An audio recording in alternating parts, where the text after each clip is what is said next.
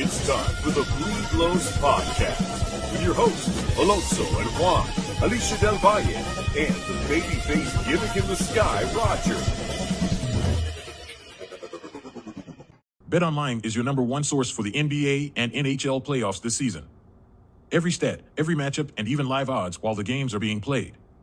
When the game's over, head on over to our online casino and get in on a game of blackjack or poker or unwind with one of our over 15 L slots games. Head to the website today to get in on the action. Don't forget to use promo code BLEAV for your 50% welcome bonus on your first deposit. BetOnline. The game starts here.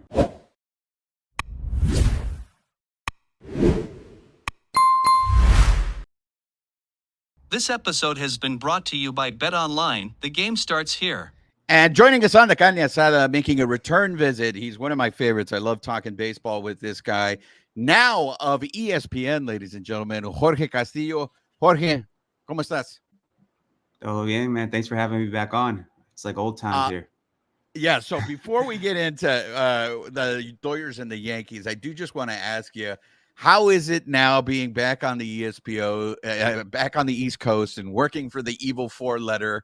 We miss you out here, man, dude. I think it was a huge loss for the LA Times for you making that move, but I'm sure it was the best for you, though. Yeah, I'm from Massachusetts originally, so not quite a homecoming, but being back on the East Coast is nice, being closer to my family. But professionally, it was just an opportunity I really couldn't turn down with how things were going at the LA Times, and just the opportunity to work at ESPN and kind of just grow in different ways with what they have here. My wife is from LA. She's from Montebello, so this is quite the move for her. We're getting used to life How here. is your Mexican wife dealing with being on the East Coast now? I'll say this, man. We were joking last night because we got dinner. There are more Mexicans here than Puerto Ricans in LA. I can tell you that much. So, all right. Yeah. Cool. So I was joking with her. It's like, hey, it's not as bad as as me being in LA and looking for the 6 Puerto Ricans there. But no, it's she's been great, super supportive, and yeah, we made this decision together that this was the move professionally for me, and her job was she was able to move, no issues. So. Yeah, it's been a transition though, man. Like living in New York City is completely different than anywhere else. And professionally, personally, it's a lot at once, but it's been going well. And I'm really grateful and lucky for, to have this opportunity. If you can ask her for me, tell me later. But I went to New York last year, and I was surprised at the upgrade in the quality of Mexican food in New York. So I don't think you can say now you can't get good Mexican food in New York. I'm curious if she feels the same way. Yeah, we still have to do some. Mexican food tours. We have to go. We have to go to Queens. Queens out here is the best for Mexican food. It's not Manhattan, so we got to go to Queens. So are you covering both the Yankees and the Mets for ESPN? Yeah. So basically, I'm kind of like what Alden is out there. I'm based in New York, and whatever the storylines are in the city. I obviously spent a lot of time with the Mets and the Yankees. But any team that rolls through, if there's a story there for me or news, I can hop on it. Feature ideas that are maybe national, but obviously very regional. And so I'm kind of what Alden does out there in LA is sort of what I'm doing here in New York. Obviously a lot because the Yankees are a big story, and the Mets for the wrong reasons have been a big story. So there's a lot been going on. A lot has been going on here in New York. I do want to ask you about the Mets, but let's start off with the Yankees. So big series coming up this weekend. A lot of people are saying Dodgers Yankees is going to get shoved down our throats this weekend. But look, to me, the Yankees should be the top story because they're the best team in the American League, if not the best team in all of Major League Baseball. There is something that surprised me, but I want to start off with the obvious, and that is the offense of that team. In particular, Juan Soto and Aaron Judge. Jorge, what are you seeing with those guys this year? Yeah, they're the 2 best hitters in the world right now. It's interesting because Soto's been doing it since the beginning of the year. Juan Soto. I was I had the privilege of being there for Juan Soto's debut, being in DC, covering the Nationals at the time when he came up, and from the beginning, you're like, this guy's it's unbelievable.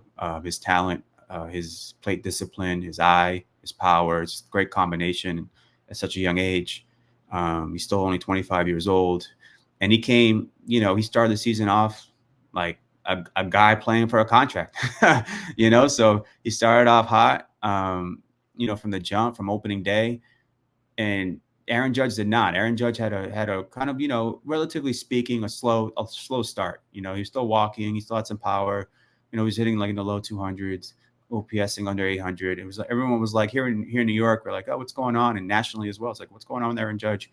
It wasn't his first slow start, but it's still like, a little strange to see someone of that caliber start off that slowly. And then in May, he just like was the greatest hitter ever. It was an amazing turnaround.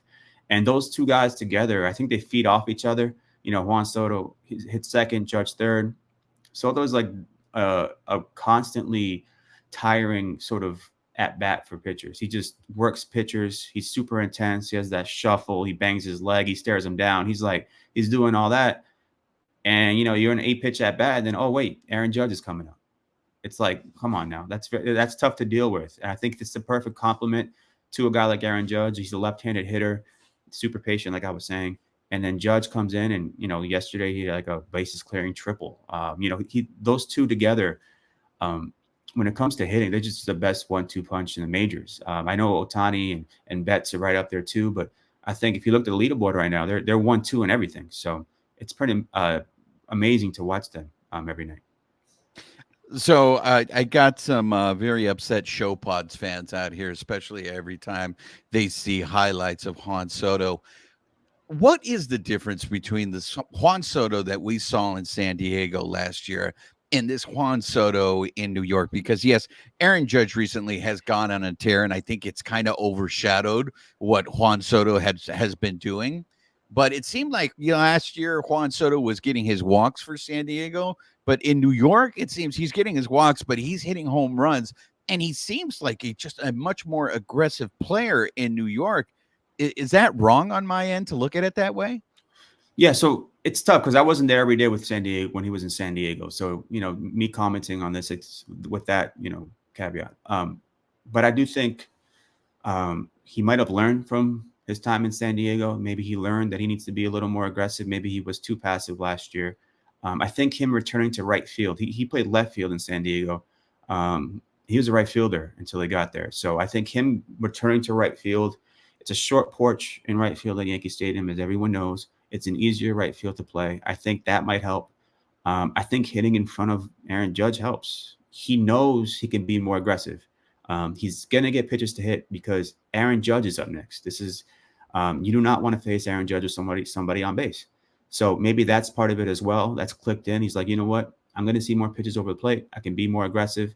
At the same time, he still has a tremendous eye. He's like, it's wild the balance he's able to strike there.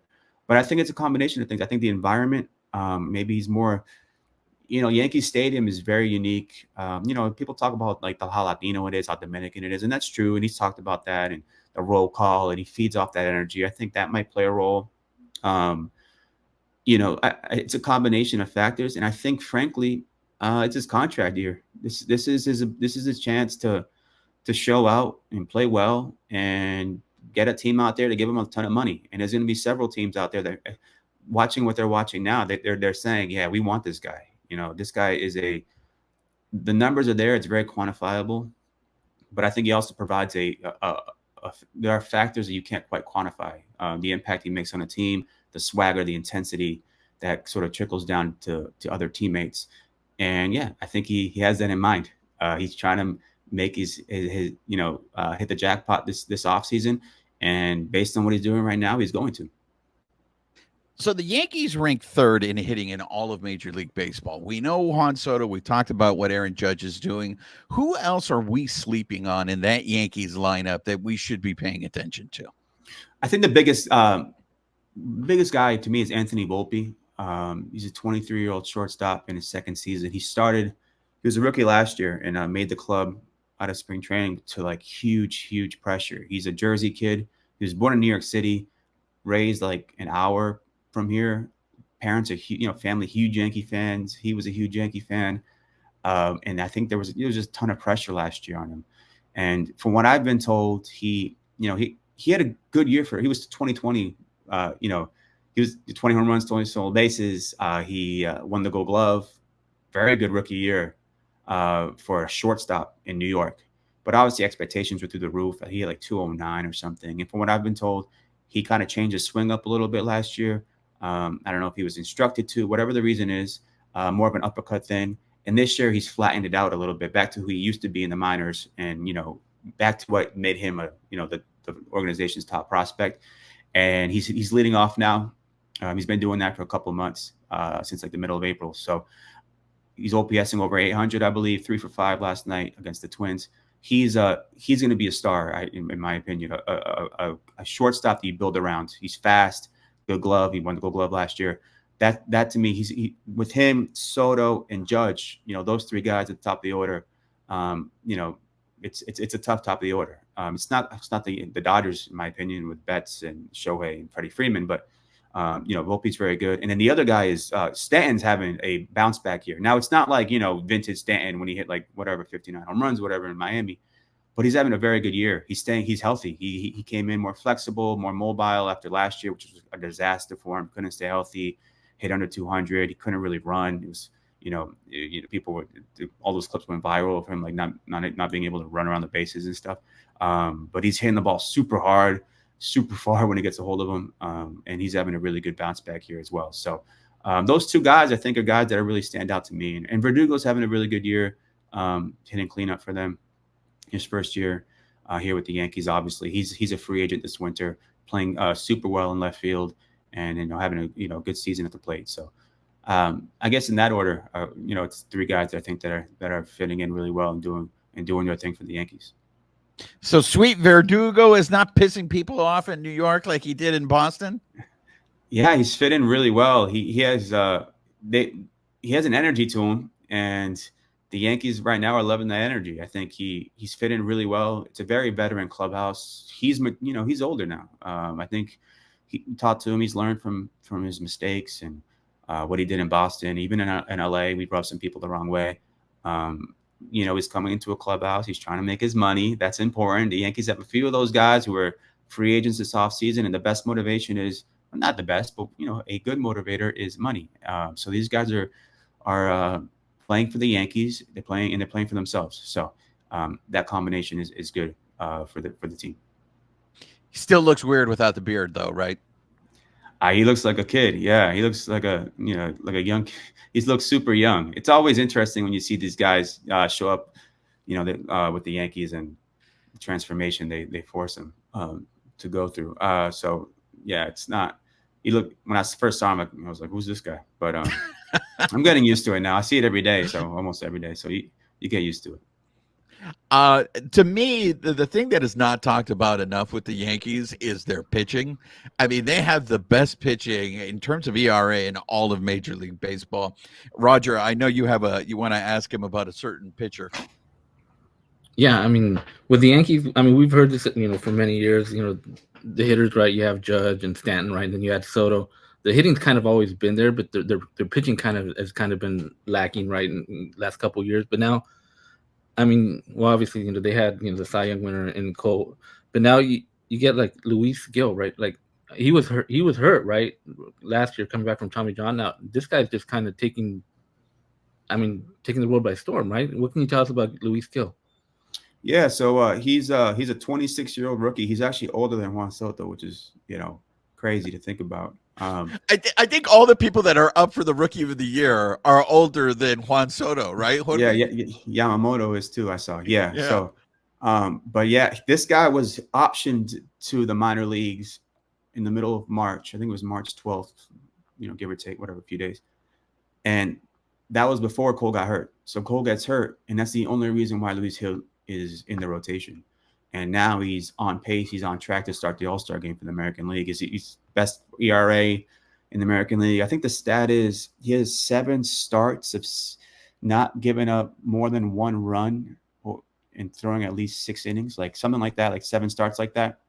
And that's the first guy ever to do that in Yankees franchise history, which is pretty amazing to think about all the, great pitchers that have won pinstripes here. It's a pretty remarkable story. And, the Yankees, he looked really good in spring training. I had a scout tell me this guy looks awesome. In the moment, like Luis Gil looks the best.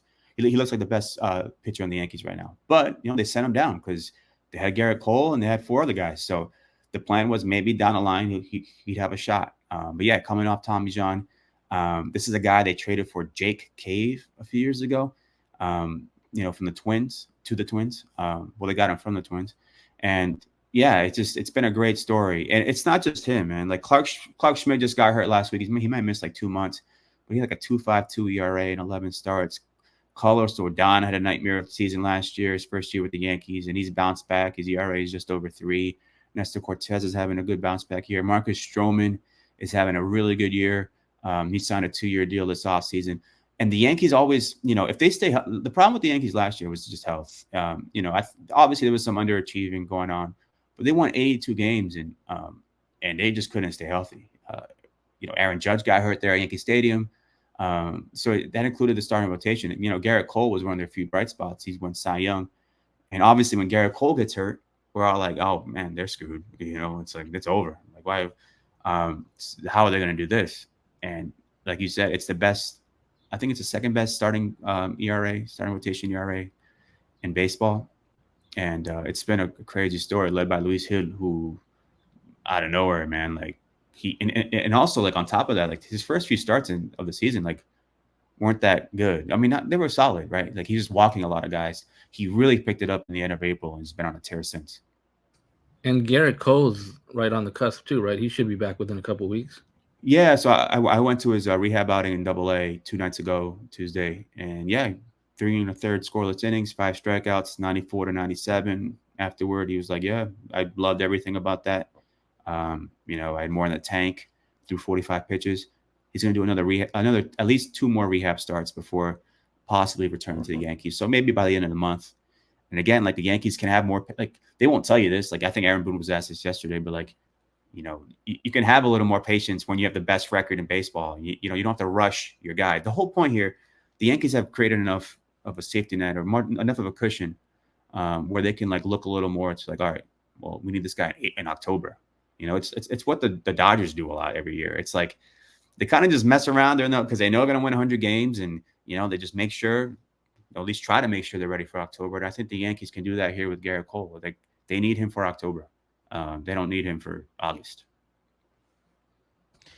Thanks for clarifying me. So clarifying for me. So his last name is pronounced Gil, right? Because there's a bunch of gabachos out here that are telling me it's Gil. So he pronounced it Gil. Okay, it's like Benji then, right? Like Benji Gil. Gil. Yeah. He's Dominican. Jorge, you know this team very well in terms of the Dodgers. I'm curious what the national view is on this team. And by the way, congratulations on avoiding the Ohtani Japanese media mess that we have to deal with all the time. But what are you hearing? What are you seeing with the Dodgers? Because out here, everyone is having a meltdown because they've lost 2 games in a row. And I get it. They're playing 500 baseball right now. But what does the rest of Major League Baseball think of the Dodgers?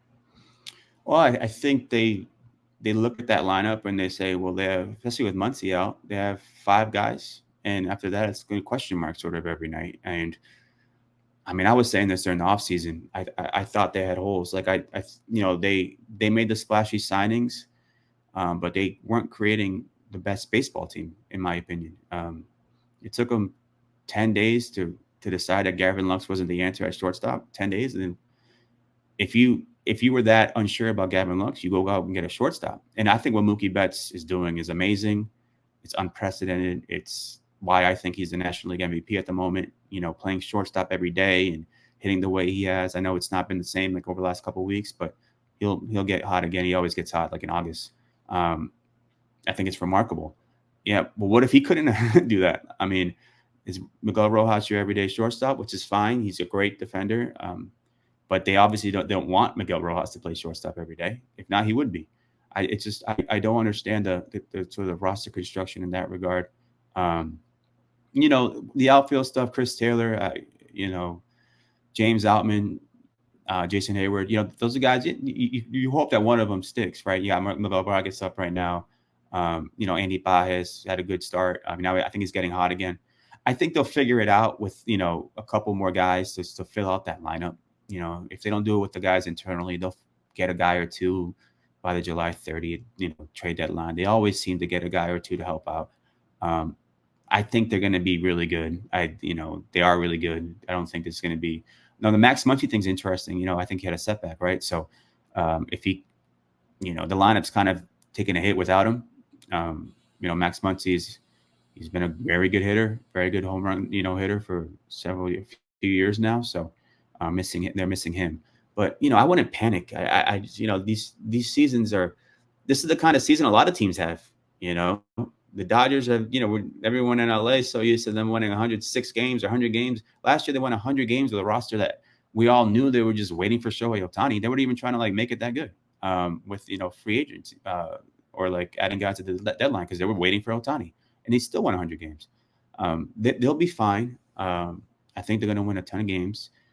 I think they'll figure it out. And you don't need to win 110 games to win the World Series. Just ask the Dodgers. They lost to the Diamondbacks, and the year before the Padres. The Phillies have gone to the World Series as a wild card. They'll be fine. Jorge, you bring up roster construction, and out here, I get a lot of crap for this. Roster construction, to me, that falls on Friedman, right? And I feel like out here, there is at least during the regular season, I love when you were here because in the postseason, I feel like you always asked Friedman the questions that needed to be asked. So I always applaud you for doing that. But I feel like there is a hesitancy to criticize him during the regular season because I agree with you. I feel like that move of what they did to Lux in spring training, I don't think they set him up for success. And I felt like it was such a move out of character.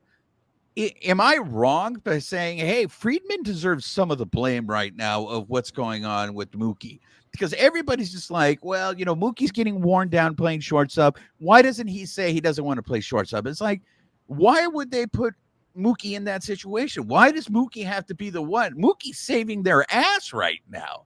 So am I wrong to be critical of Andrew Friedman? No, I don't. He's the head of the front office. He makes the decisions on who they sign, who they trade for, who they bring up, who they send. He's the guy. Now, I do wonder how much ownership, had to do with everything that happened this offseason. Shohei Ohtani was as much an ownership decision, if not more, than anything else. I'm sure the Dodgers front office, I know the Dodgers front office wanted him. He's one of the greatest players ever. That's no doubt about it.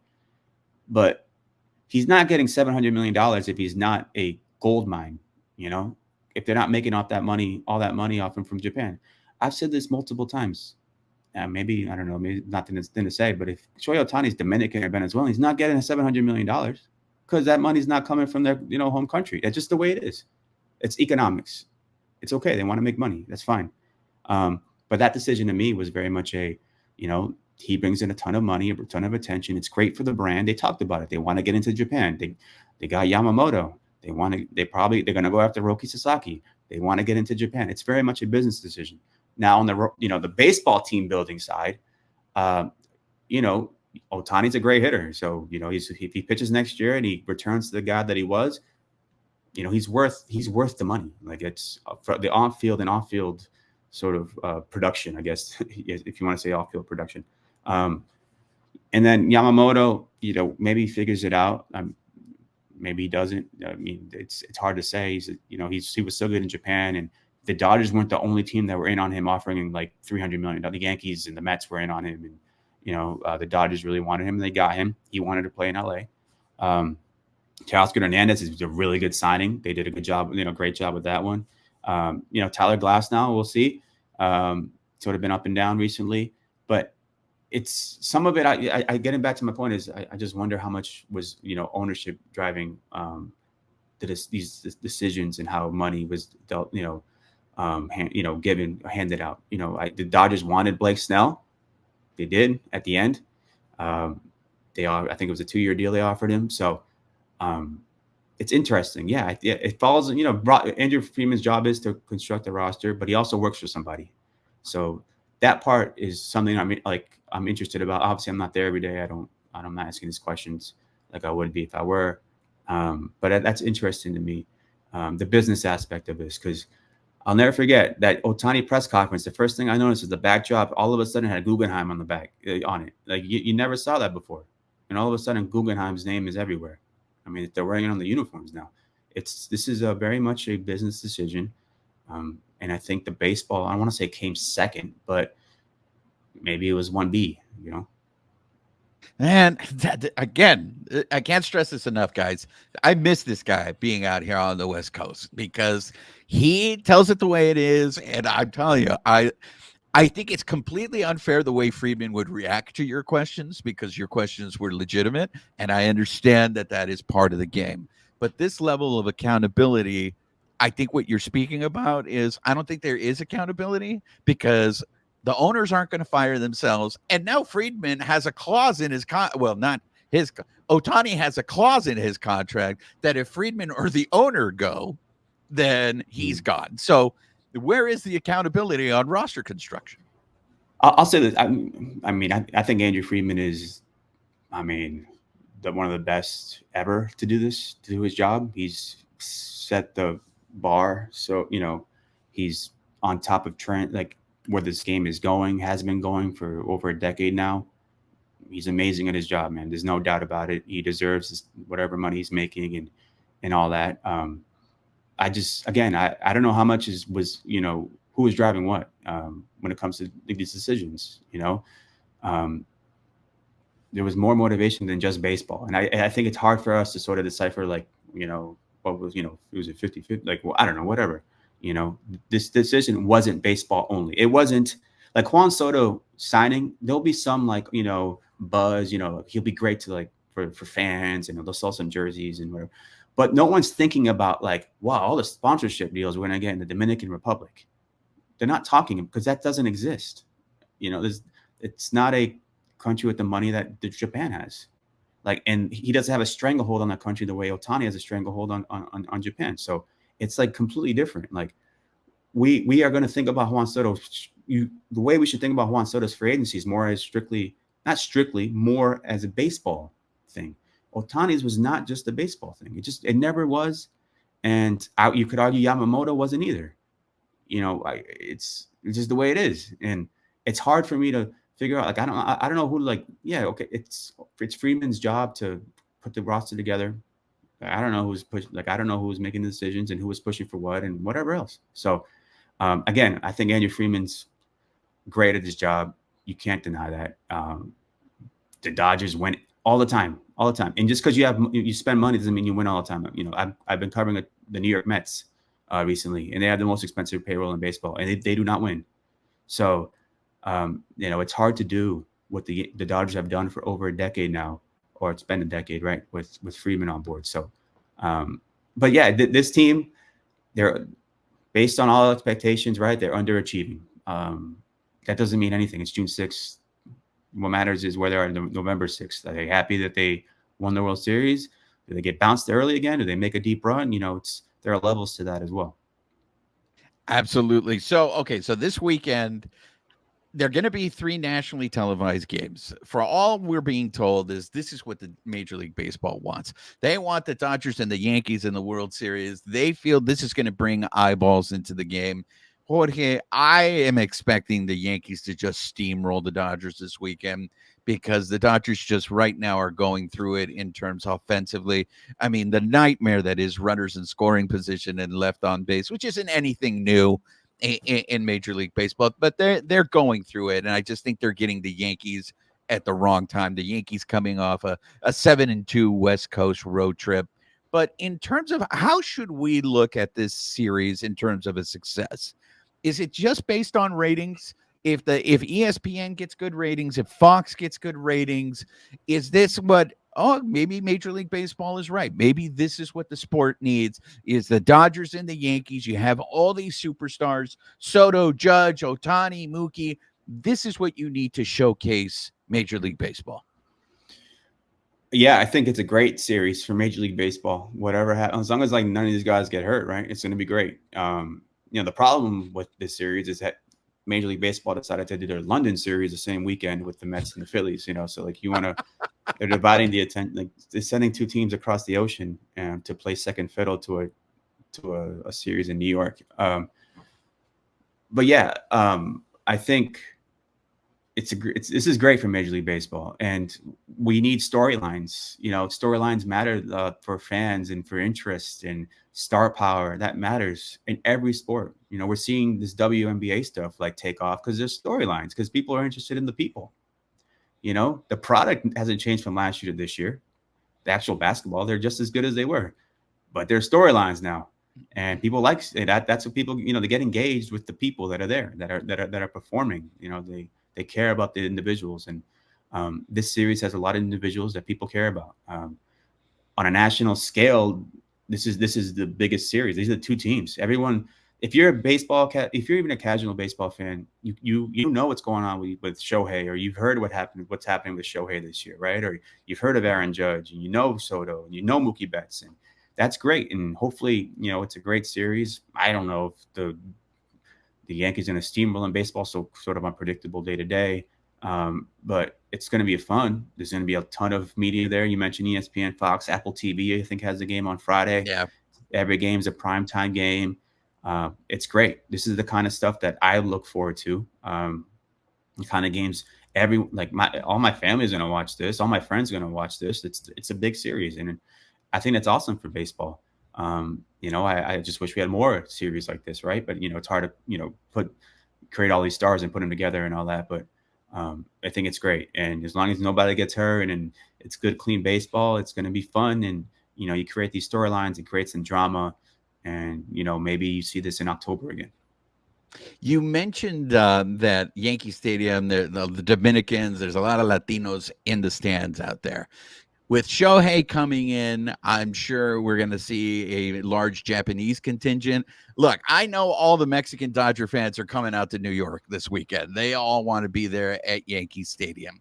When you have that level of diversity in the stands, I've been saying this for the longest time. I feel the growth of Major League Baseball is international.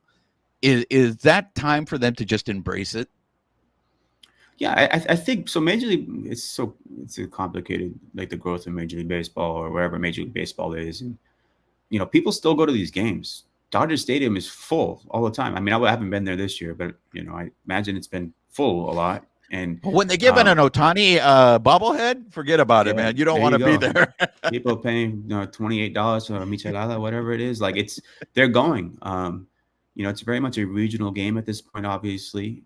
It's not like the national game that it was. It doesn't grab the attention like the NFL or the NBA or right now, even the WNBA. So I think baseball's in a good spot, though. I think every city cares about, every region cares about their team. I hear in New York, tons of people care about the Yankees. Tons of people care about the Mets. Do they care about the Cubs? Probably not as much as they would know about what's going on with the Bears and Caleb Williams, right? It's not as national.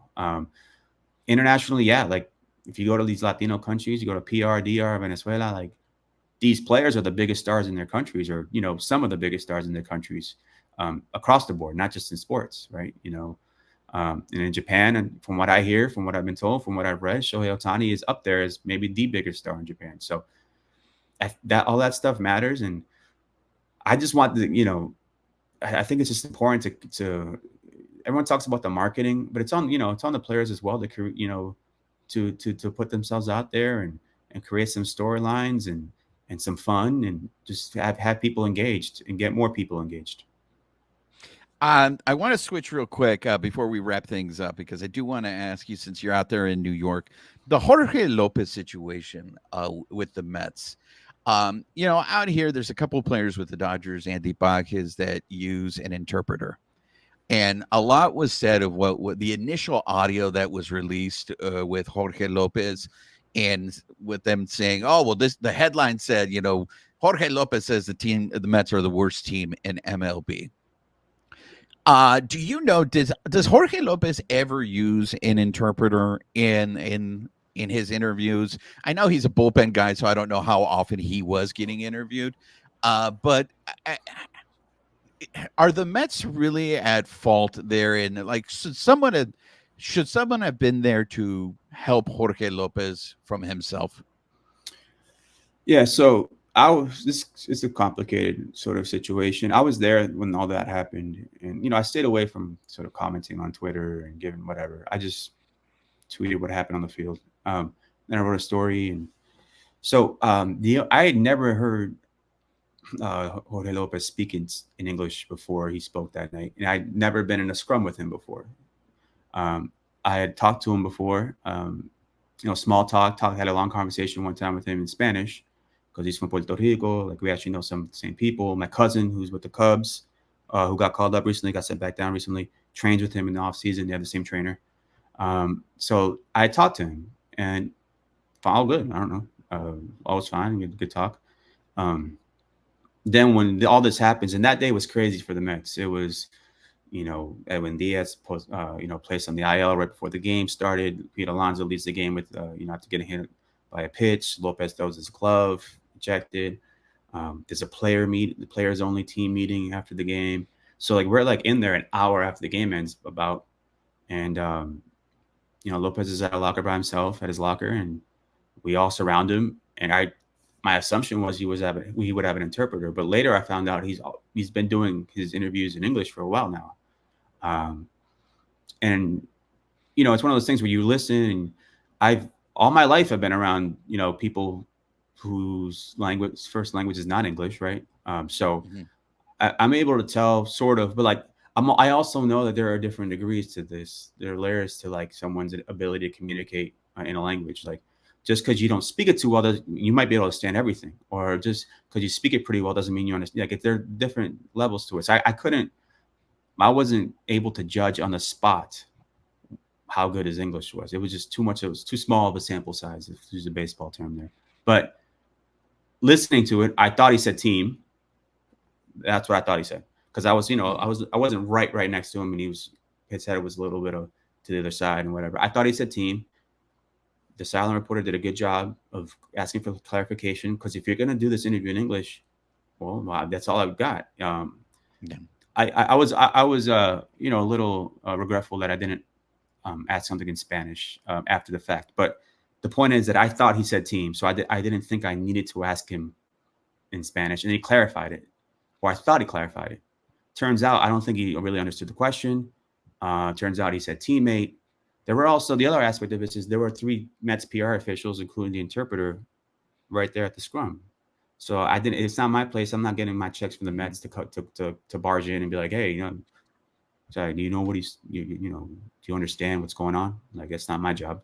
And I thought he said what he said. And turns out when I go back upstairs and I listen, he said teammate. And the clarification, maybe he just didn't understand, but afterwards, Anthony Tacoma with MLB.com reported that that he spoke to someone who said that Lopez confirmed that he meant what he said, both team and teammate, in Spanish. So, and the other part of it is that Lopez, we're caught up in like the whole teammate thing and the interpreter thing. Like, he said some stuff that you cannot say an hour after the game is over. You cannot be dropping F-bombs. You cannot say you don't regret it. He understood that. He said he didn't regret it. He had time to cool off, and he didn't, and he said what he said. He threw his glove. So that part of it is, it was just a really complicated situation. And someone like with my background, like, I was eating at me for a while as to, how I could have better handled it, or better, as a reporter, get clarification on it and stuff. But there were just a lot of factors in play all at once that I was like, I thought I played it right. In retrospect, I think I did. But it was a super complicated situation. Obviously, it leads to big, discussions and all these think pieces and, deep thoughts on Twitter and stuff. And, but I'll put it this way. I tell my cousin, for example, he came here and he's learning English, and he's learned quite a bit. And I still would advise him to like do everything in English with an interpreter.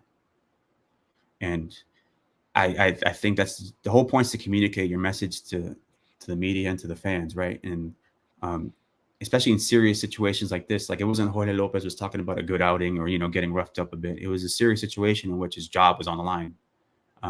Why not communicate your message in the best way, where you feel, and how you feel most comfortable?